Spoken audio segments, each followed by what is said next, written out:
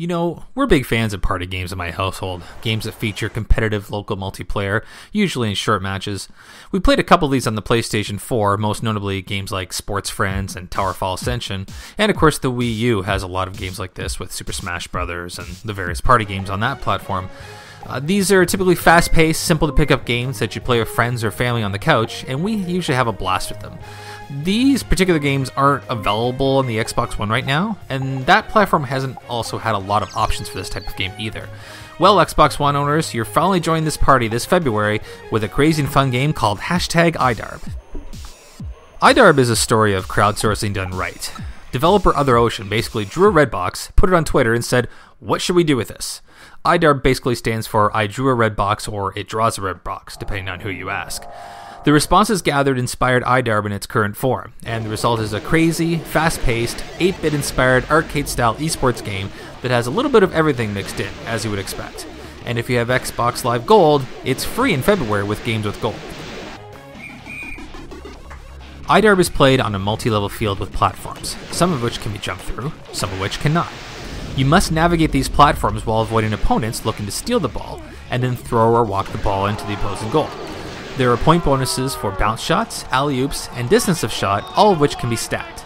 This can result in goals counting anywhere from 1 to 20 plus points depending on how the shot occurred, so any game is never really over until the final buzzer. There's so much going on in IDARB that it's almost difficult to describe. It's a very fast-paced game with 4 rounds of 60 to 90 seconds, a high-energy soundtrack, and general chaos. Things are exploding, players and balls are flying around everywhere. In fact, an 8-player game typically develops into an untrackable and enjoyable mess. And the announcer is spouting well-known catchphrases after every goal. Goal! Are you there, God? It's me, Margaret! 2 in a row! I am the walrus! Goal! 2-man enter! 1-man leave! Oh, and nothing rubs in a big value goal like slow-motion instant replay. You even get a laugh track if you score an own goal.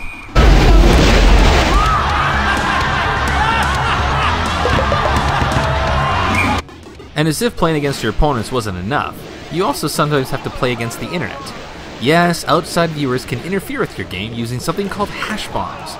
See that little hashtag up in the right there with that 4-digit or letter code beside it? That is a way that we can, a user watching either on your screen, on the couch beside you, or maybe on Twitch or something like that, or the chat area of a Twitch live stream, people can do bad things, such as turn the ball into a bomb, get rid of the platforms, scare the crap out of players, this was a favorite or scourge of my kids, depending on who you ask, and even conjure up Rick Astley, among other things. Yes, the game actually encourages trolling. This is so much fun, though, that at one point my kids were actually fighting over who got to hash bomb the game instead of playing it. While there are a lot of online elements to IDARB, ironically matchmaking isn't its strongest suit. I can't just go in and join an 8-player game with 7 other randoms. You're actually limited by the number of local players, in that the game will match you up with another group of the same size of party looking for a game. If it's me and 2 of the boys, then we're going to be matched up 3-on-3 with someone else. I hope this is something that can be patched in later, and given how the game promises to evolve with player feedback, I wouldn't be surprised to see some more flexible matchmaking at some point. In fact, this lack of flexibility even extends a bit into the local multiplayer, as there's no way to add AI-controlled players to even out the teams when you have an unnumbered players. This results in having to face the boys 2-on-1 a lot. You'll also see here that Owen and I tried it out, just the 2 of us on the same team, and we end up playing against nobody. Which is actually good for practice, but it would have been nice to have some options besides either face-off or nothing else. Rigidity with numbers aside, IDARB is a perfect local multiplayer game, though, and appropriate for most ages. I mean, my 5, 7, and 11-year-old kids play with me, and there was no issues with it. It's an easy learn, which allowed me to have some rather fun, spirited games with the kids. Actually, it probably overstimulated them, because there's so much going on in this game. You may not want to play this with them before bedtime. Now, there is a single-player component as well, which features some rather humorous back-and-forth action between the combatants to set up the match. It's definitely more fun to play with others, though, who you can trash talk, cheer, and curse at. Plus, with multiplayer, you get the fun and usually irreverent halftime themes. Actually, irrelevant as well. But it's a nice introduction to the game and how it works, at least. So at this point, I'm going to bring in Owen. Say hi, Owen. Hi. So Owen and I played the game quite a bit. I just want to get his take as an 11-year-old boy, what he thought of IDARB. What'd you think about it? I found it was really cool, the way that there's actually a hashtag in the name to appeal to younger people, and the fact it's sort of like a soccer game. It is kind of like soccer, isn't it? Yeah, like with the passing and the shooting. What was your favorite part? When you got scared? No. When on a function of IDARB is you can use online things like Twitch, Twitter, that kind of stuff. Hashtag certain things like boo. Don't do that to us. Do it a lot. Owen loves it. No, I don't. It's terrifying. It is terrifying.